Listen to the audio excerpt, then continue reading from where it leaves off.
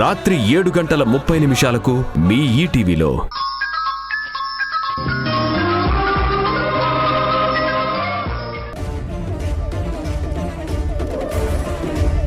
Madam, నేను వెళ్ళి ఎస్ఐతో మాట్లాడొస్తాను, మీరు సార్తో మాట్లాడండి. సరే మావయ్య పదండి. మధు, మారుతీరావు, చూడండి నా బ్రతికి ఎలా అయిపోయిందో. జైల్లో కూర్చొని ఏడవాల్సిన పరిస్థితి వచ్చింది. మీరు బాధపడకండి. మీకు ఇలా జరిగినందుకు మేము కూడా చింతిస్తున్నాం. అయినా అలా ఎలా ఇరుక్కుపోయావయ్యా? అంతా మీ వల్లేనయ్యా. మేమేం చేసాం? ఈ మారుతీరావు ఫోన్ లిఫ్ట్ చేయడం లేదని ఆ దాసుగాడు నాకు కాల్ చేసి విషయం చెప్పాడు. నేను వెంటనే మధు కాల్ చేస్తే ఆ తేజ ఫోన్ లిఫ్ట్ చేసి ఈ టైంలో మా ఆవిడికి ఫోన్ ఎందుకు చేశావు అన్నాడు. ఓ ఇంపార్టెంట్ విషయం చెప్పాలని ఎంత చెప్పినా వినకుండా ఏమైనా ఉంటే మార్నింగ్ మాట్లాడుకోండి అని ఫోన్ స్విచ్ ఆఫ్ చేశాడు. నా ఫోన్ స్విచ్ ఆఫ్ చేసింది తేజనా? ఆ యష్ గారిని రెడ్ హ్యాండెడ్గా పట్టుకోవాలని పోలీసుల్ని తీసుకుని ఎగేసుకుంటూ హాస్పిటల్కి వెళ్ళాను. తీరా అక్కడికి వెళ్ళాక ఏం జరిగిందంటే,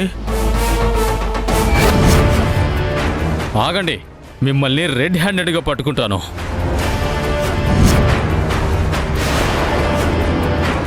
యష్ తప్పుకోసిందో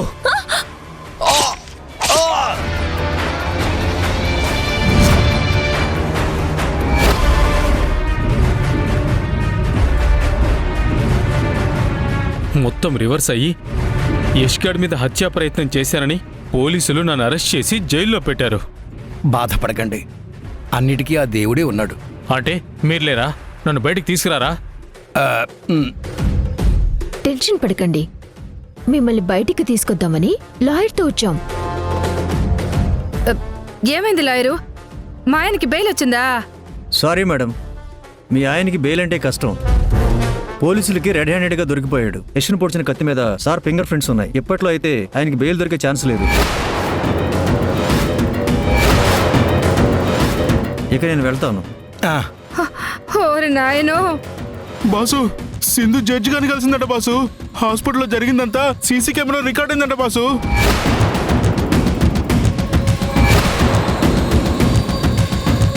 ఆ ఫుటేజ్ అంతా జడ్జి గారు చూసి యష్కి బెయిల్ ఇచ్చారంట.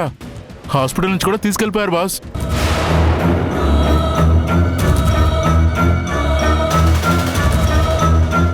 మావయ్య, ఆ సింధు యష్లు కలిసి మనల్ని తెలివిగా దెబ్బకొట్టారు. వాళ్ళని వదిలిపెట్టకూడదు. నన్ను కేసు నుంచి బయటపడేయమంటే వాళ్ళని వదిలిపెట్టకూడదంటావేంటి మధు? మధు, ప్లీజ్ మధు.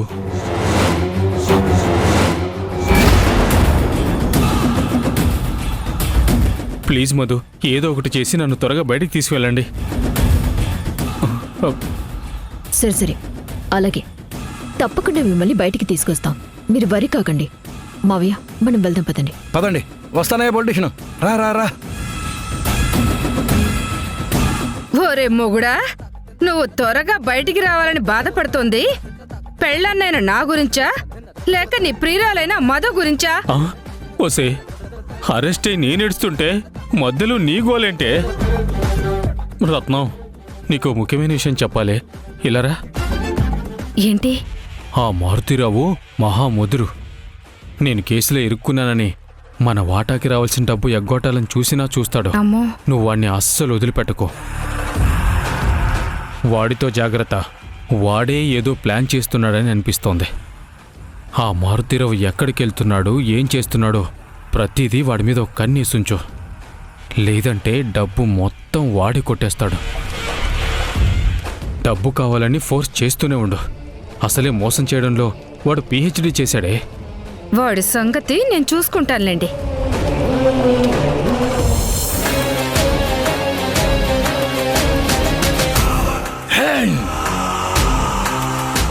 అమ్మా అమ్మా, సింధు యష్లు ఎంత ప్లాన్ చేశారో. నన్ను మత్తులో పడేసి మధు ఫోన్ స్విచ్ ఆఫ్ అయ్యేలా చేసి దాసుగాడిని బోల్తా కొట్టించి ఆ పొలిటీషియన్ని హాస్పిటల్కు రప్పించి మరీ అటెంప్ట్ మర్డర్ కేసులో ఇరికించారు.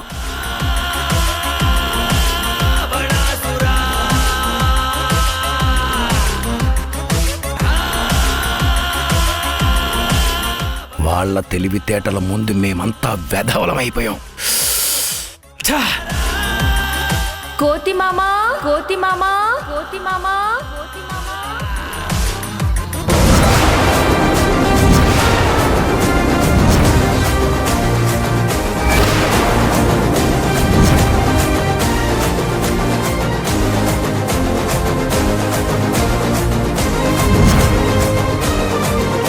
ఇప్పుడు నా భర్త జీవితం మీ చేతుల్లో ఉంది మావయ్య.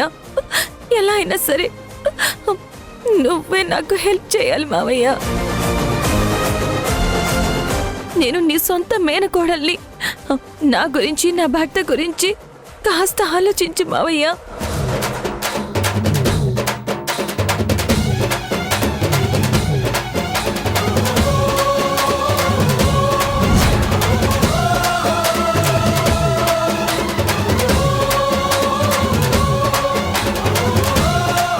ఏంటి ఇంకా షాక్ నుంచి తేరుకున్నట్టు లేవు? నా ఇంటికొచ్చి నా ముందు ఓడిపోయాను అని నక్క వినయం ప్రదర్శించి నన్నే మోసం చేస్తావా? మంచి చేస్తే మీరు తీసుకోరు కదా మామా. ముల్లుని ముల్లుతోనే తీయాలి, మోసాన్ని మోసంతోనే కొట్టాలి. నేను కొట్టిన దెబ్బకి మీకు దిమ్మ తిరిగిపోయిందనుకుంటాను.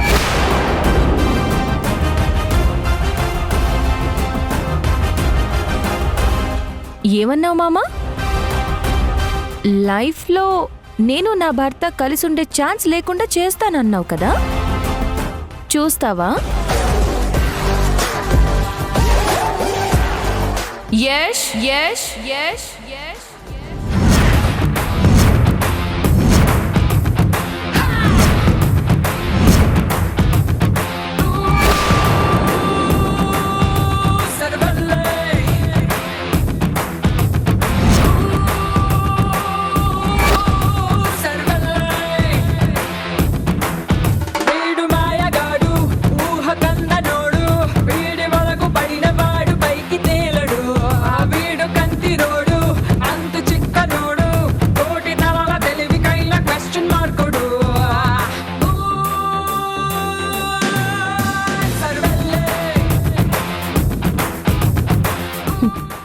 నేను నా భర్త కలిసే వచ్చాం, కళ్ళారా చూడు.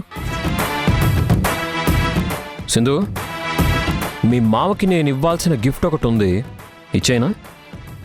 మీ గిఫ్ట్ నేను తీసుకోను. నువ్వు తీసుకోకపోయినా నేను ఇస్తాను.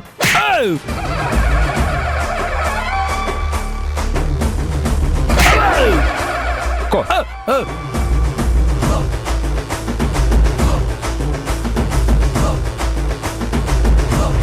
ఇంకేంటి మామ విశేషాలు?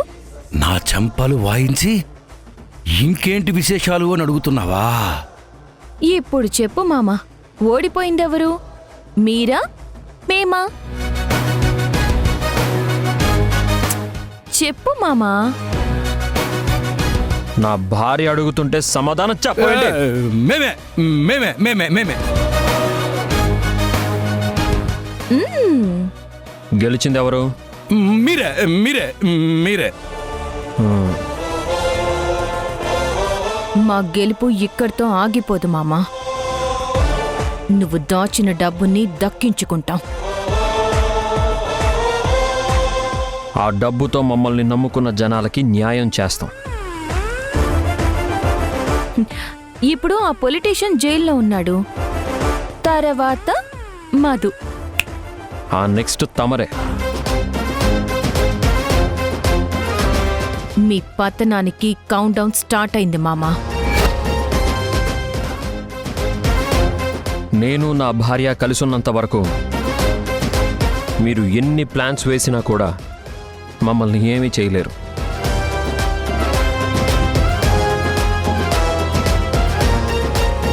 కోతి మామా,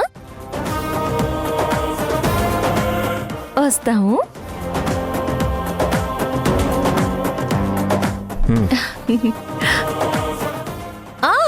మామా మర్చిపోయాను, ఆ రోజు ఏమన్నావు మామా? ఒక్కసారి గుర్తు తెచ్చుకో.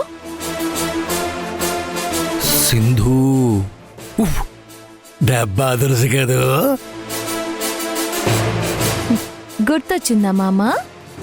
ఇప్పుడు నేను చెప్పనా? దెబ్బ డబుల్ అదుర్స్ కదా, డబుల్ అదుర్స్ కదా.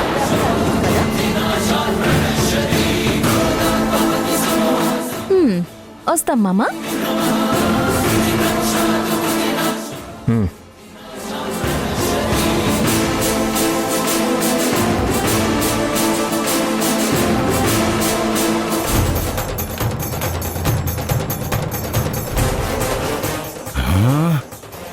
సింధు యశులు ఒకటైతే ఆ పవర్ మామూలుగా ఉండదు. వాళ్ళన్నట్లు మధుని నన్ను జైల్లోకి తోస్తారా?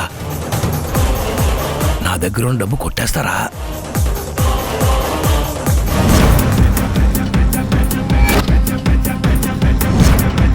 ఇక నేను వాళ్ళ మీద పగ తీర్చుకోలేనా? దేవా, సింధమ్మ యశులు కలిస్తే ఆ కరెంటు షాక్ ఏ రేంజ్లో ఉంటుందో మీరే క్లియర్గా చూశారు కదా. వాళ్ళు మిమ్మల్ని బొక్కలోకి తొయ్యక ముందే మీ దాచిన డబ్బుని వాళ్ళకి హ్యాండ్ ఓవర్ చేసి తప్పైపోయింది, మమ్మల్ని క్షమించి వదిలేయండి అని వాళ్ళ కాళ్ళ మీద పడండి. కనీసం కొంత శిక్ష అయినా తగ్గుతుంది. ఎరా, నువ్వు వాళ్ళకి ఫేవర్గా మాట్లాడుతున్నావా, నాకు ఫేవర్గా మాట్లాడుతున్నావా? వాళ్ళ కాళ్ళ మీద పడడం కంటే నా కంఠం కోసుకోవడం బెటరు. రాజీ పడే ప్రసక్తే లేదు. ఆ డబ్బెక్కడుందో వాళ్ళకి తెలీదు, తెలియనివ్వను. సింధుని యశుని రివర్స్లో ఎలా దెబ్బ కొట్టాలో నాకు బాగా తెలుసు.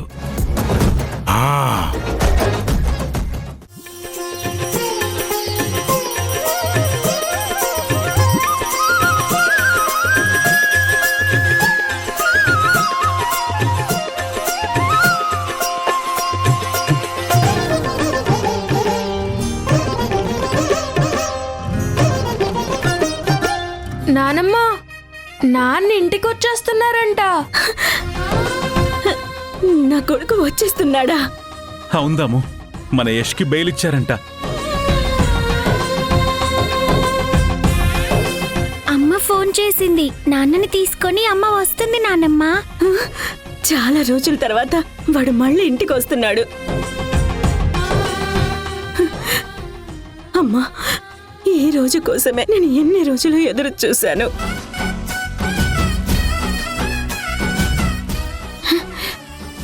మీరు పదండి, మీ నాన్నకి నేను దిష్టి తీయాలి. నేను తీసుకొని వస్తాను. అలాగే, త్వరగా రాదా, పదండ్రా.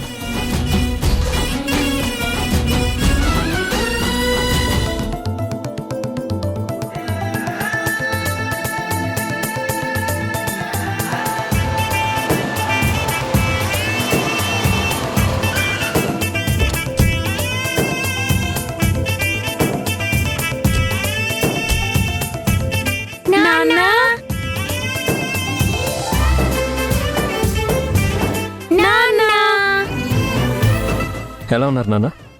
మేం బాగున్నాం నాన్న.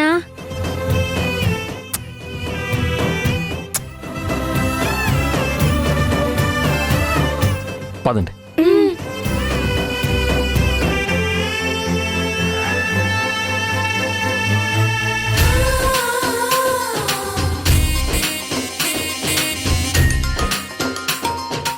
అమ్మా, మనం గెలిచామమ్మా. నేను మళ్ళీ మన ఇంటికి వచ్చేసాను. ఇప్పుడు నాకు చాలా సంతోషంగా ఉంది. అసలు నువ్వు మళ్ళీ ఈ ఇంటికి రాగలిగావు అంటే అదంతా సింధు వల్లేరా.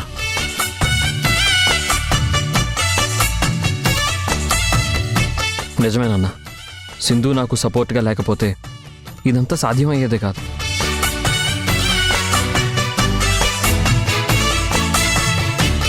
సింధు నా భార్య అవ్వడం నిజంగా నా అదృష్టం.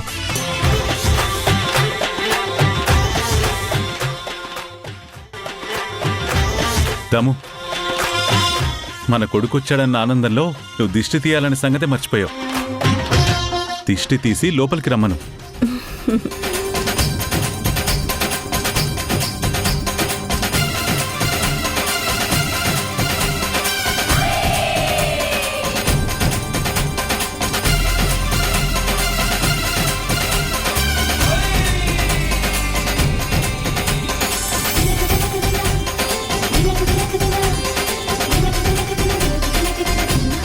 లోపలికెళ్ళండి. రండి.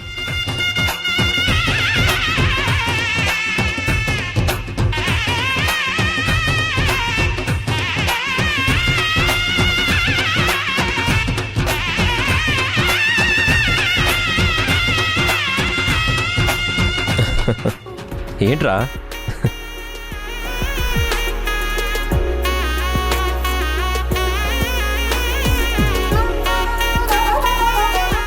మీరిద్దరూ క్షేమంగా సంతోషంగా ఉండాలి.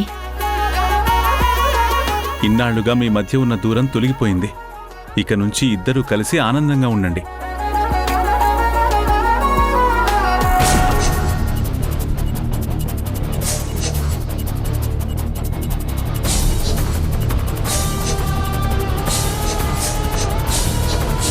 యష్ యష్ రే, యష్ దమ్ రా.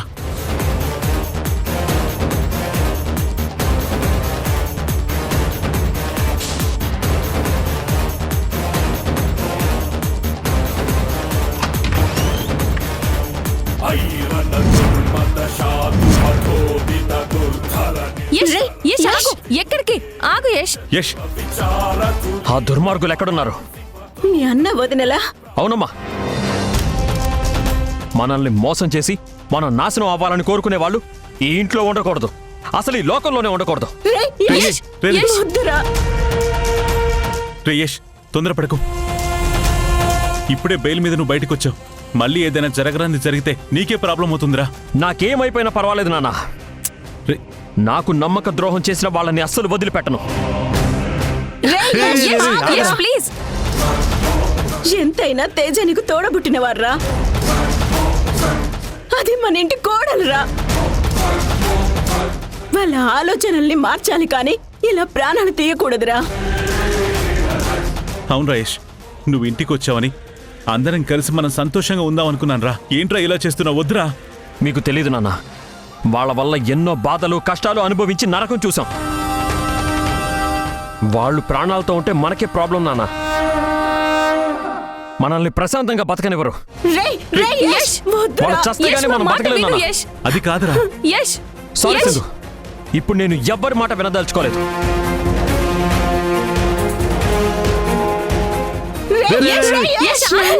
యష్, ఆగరా. మాట విను.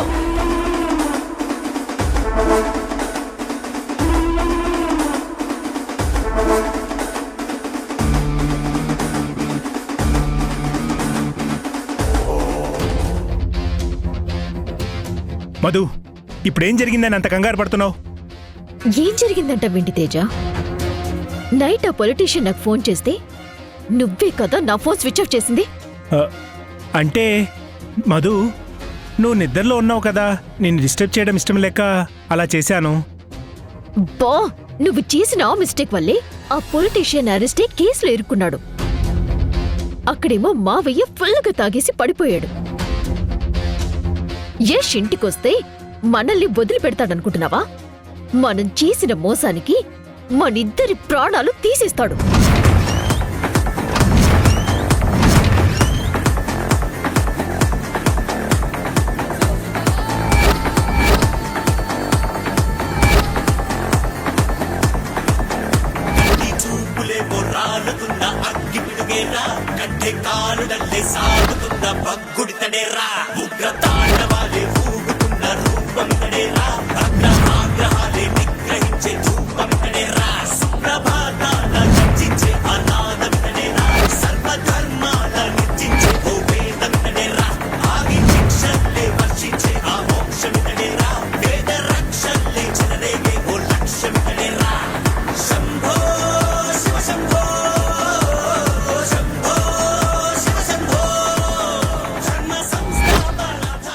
మీ ఇద్దరు ప్రాణాలకి ఇదే ఆఖరి రోజు.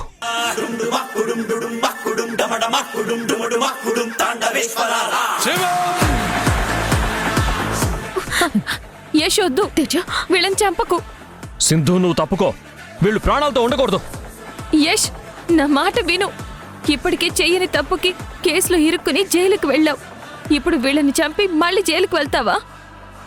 దేనికైనా సిద్ధం సింధు నేను. నువ్వు తప్పుకో. రేయ్, మళ్ళీ వద్దు యష్. నిన్నే నమ్ముకునున్న అత్తయ్య మావయ్య నేను పిల్లలు ఏమైపోవాలి?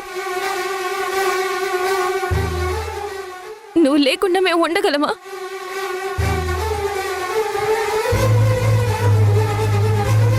సింధు చెప్తున్నా, నువ్వు తప్పుకో.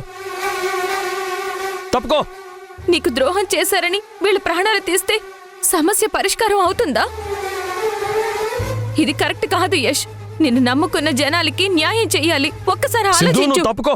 రేయ్ సింధు ఏం చెప్పినాది నీ మంచికేరా, ఒక్కసారి ఆలోచించుకో. రే యష్ యష్, వీళ్ళ చావు కంటే జనాలకి న్యాయం చేయడమే కరెక్ట్ రా. ప్లీజ్ రా, ప్లీజ్ నాన్న, ప్లీజ్ రా, వద్దురా వద్దురా. నాన్న వద్దు నాన్న, నాన్న ప్లీజ్ నాన్న, వదిలేయ్ నాన్న, నాన్న వద్దు నాన్న, ఆ గన్ను కింద పడేయండి నాన్న, దాన్ని కింద పడేయండి నాన్న, కింద పడేయండి నాన్న, యష్ ప్లీజ్, యష్ ప్లీజ్, యష్. రే యష్! తేజ తేజ ఈ ఇంటికి పెద్ద కొడుకు, నేను ఈ ఇంటికి పెద్ద కోడల్ని. మీకు మాకు ఉన్న సంబంధాలు పూర్తిగా తెగిపోయాయి. ఈ ఇల్లు నా కష్టార్జితం. ఇక్కడ మీ ఇద్దరికి ఏ హక్కు లేదు. వెళ్ళండి. భర్త బెయిల్ మీద బయటికి రాగానే సింధు గెలిచాను అనుకుంటోంది. అదే ప్లేస్లో నిలబడి వాళ్ళని దెబ్బ కొడతాను. ఎలా ఇంట్లో అడుగు పెడతావు? ఎలా వాళ్ళని దెబ్బ కొడతావు మధు?